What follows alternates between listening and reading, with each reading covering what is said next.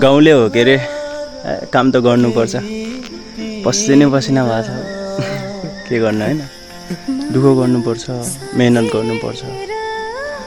हो आफूले सोचेको बेला हैन सफलता नपाइएला तर ठिकै छ आत्तिन चाहिँ हुँदैन